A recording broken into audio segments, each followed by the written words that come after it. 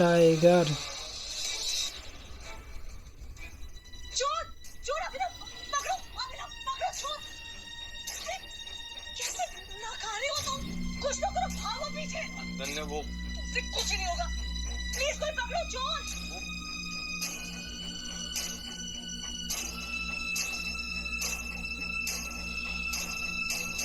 हद है अभिनव, कल वो गली का गुंडा आकर तुम्हारी बीवी को कुछ भी बोलकर चला गया और तुम्हारे मुंह से एक शब्द तक नहीं निकला।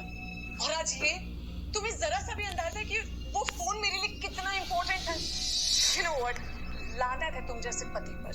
मेरे डैड चाहते ना तो किसी बॉलीवुड स्टार से मेरी शादी करवा सकते थे, लेकिन मेरे दादाजी ने तुम जैसे निठल्ले और डरपोक आदमी से मेरी पता नहीं क्यों शादी करवा दी। ओह गॉड। अभिनव एक गरीब और अनाथ था जिसकी शादी एक अमीर बाप की लड़की अनन्या से एक मजबूरी के चलते करवा दी गई थी। अभिनव की इतनी हैसियत नहीं थी कि वो अनन्या का खर्चा उठाकर उसे खुश रख सके।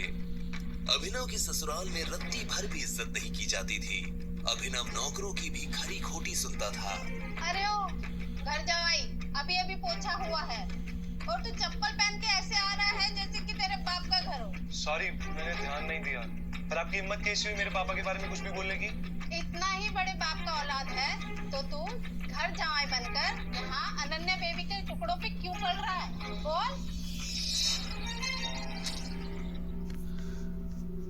अभिनव, मैंने अभी अभी अपने दूसरे फोन पे व्हाट्सएप देखा। जिस चोर ने मेरा फोन चुराया ना, उसने मेरी फ्रेंड कियारा को अनन्या बन के मैसेज किया कि वो किसी अनजान जगह पे आ जाए। वो चली भी गई।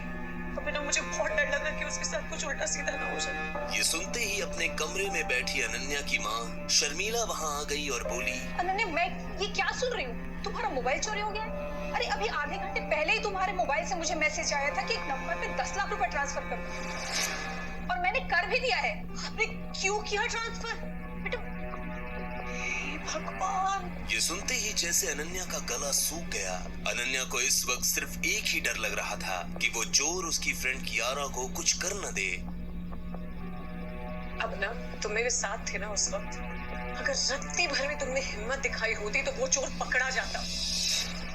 I'm warning you, अगर कियारा को कुछ भी हुआ तो मैं तुम्हें भी जेल भिजवा दूंगी।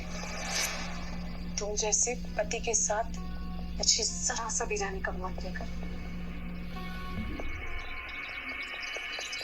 भैया, खड़े खड़े क्या कर रहे हो? जाओ जाके पुलिस को इन्फॉर्म करो। जनाब, इतना तो कर ही सकते हो ना, या अभी भी हाथ पैर कांपने लगेंगे तुम्हारे? ये सुनते ही अभिनव घर से पुलिस स्टेशन के लिए निकल गया, पर 1 घंटे तक न पुलिस आई और न ही अभिनव। तो अनन्या को अजीब लगा, इसलिए उसने अभिनव को कॉल करने की कोशिश की, पर उसका नंबर स्विच्ड ऑफ था। अब तो अनन्या का गुस्सा 7वें आसमान पर था। फोन क्यों बंद आ रहा है? क्या हुआ? ये मेरे दोस्त की इज्जत का सवाल है और अभिनव यहाँ फोन बंद करके बैठा है। यानी दादाजी ने किस घटिया इंसान के साथ मेरी शादी करा दी। अनन्या की मम्मी शर्मिला भी अभिनव को जरा भी पसंद नहीं करती थी, पर अभी उन्होंने अनन्या को समझाया और उसे पुलिस स्टेशन लेकर गई। वहां जाकर जब उन्होंने अभिनव के बारे में पूछा, तब उन्हें जो पता चला उसे सुनकर उसके होश उड़ गए। अभिनव नाम का कोई आदमी सुबह से यहाँ आया ही नहीं, ना कोई चोरी की कंप्लेंट आई है। आज अगर अभिनव मेरे सामने होता तो मैं उसे जान से मार देती। इंस्पेक्टर साहब, आज मेरा फोन चोरी हुआ और फिर मेरी friend Kiara. Police officer FIR लिखने ही वाला था कि तभी अनन्या के दूसरे नंबर पर कॉल आया, और ये कॉल किसी और का नहीं बल्कि कियारा का था, जो उस चोर के कब्जे में थी। कियारा? हेलो कियारा? हेलो अनाया, यार थैंक गॉड फॉर अभिनव जीजू, उनकी वजह से आज मेरी जान बच गई। वो गुंडे बहुत खतरनाक थे। तूने ये कहा कि अभिनव की वजह से तेरी जान बच गई, मतलब? तू कहाँ है अभी? मैं तेरे पास आकर सब बताती हूँ। वाईफाई के लिए कभी